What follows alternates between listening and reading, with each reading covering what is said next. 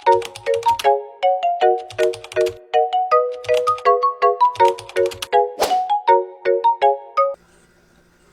will know the keyboard and its function. A keyboard is used to enter information on the computer. It is an important part of the computer. It has many keys. Alphabet keys. Alphabet keys contain letters A to Z, totaling 26 keys. These are used for typing words. Number keys. Number keys feature digits 0 to 9. There are 10 number keys located above the alphabet keys and also on the right side of the keyboard, forming the numeric keypad. They are used for typing numerical data like age, weight, and height. Special character keys. These keys have various symbols such as hash, comma, plus, minus, slash, and brace.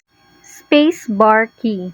The space bar is the longest key on the keyboard and is used to create spaces between words. Caps lock key.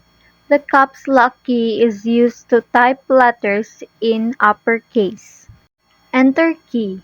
Pressing an enter key moves the cursor to the next line. Arrow keys. There are 4 arrow keys that help move the cursor up, down, right, and left on the screen. Delete key. Pressing the delete key erases characters to the right side of the cursor. Backspace key. The backspace key erases characters to the left side of the cursor. Modifier keys. There are 4 modifier keys: Shift, Control, Alt, and Windows. These keys work in combination with other keys to perform various actions. The Shift key creates capital letters or accesses symbols. The Control and Alt keys act as shortcuts for menu commands, and the Windows key performs desktop-related tasks with other key combinations. Function keys. Function keys, or F1 to F12, are located at the top of the keyboard and trigger specific actions within an operating system. Tab key. The tab key, also known as the tabular key, moves the cursor to the next tab stop. Escape key.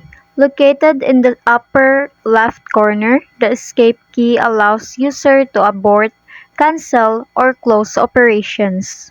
This tutorial details a selection of the most useful and frequently used keyboard shortcuts in Microsoft Word, going beyond the basic copy, cut, paste, undo, and redo functions. It covers shortcuts for saving, printing, spell check, finding text, text formatting, page breaks, repeating actions, navigating the document, and copying formatting.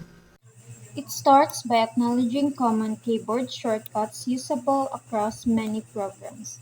Ctrl-C, or for copy, Ctrl-X, and Ctrl-V. For paste, Ctrl-Z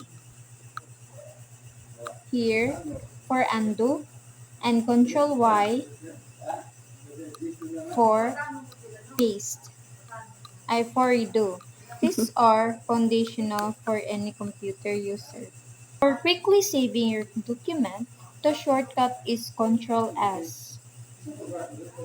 To bring up the print options, use Ctrl-P. This saves time by keeping your hands on the keyboard.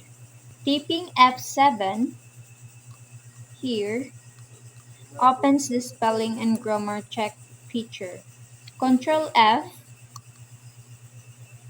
opens the navigational panel, allowing you to quickly find specific words or phrases within large documents. To formatting shortcuts, bold, italic, underline. To apply or remove formatting without using the mouse, Ctrl-U for underline, Ctrl-B for bold, Control I for italics. Remember to toggle them off if you don't want the formatting to continue. Automatic page break. Instead of repeatedly pressing enter to move text to a new page, use Control Enter to insert an automatic page break, ensuring clean document breaks. Repeat last action. F4. The F4 key repeats your most recent action. This can be useful for repeating deletions, typing the same word multiple times, or reapplying a formatting change.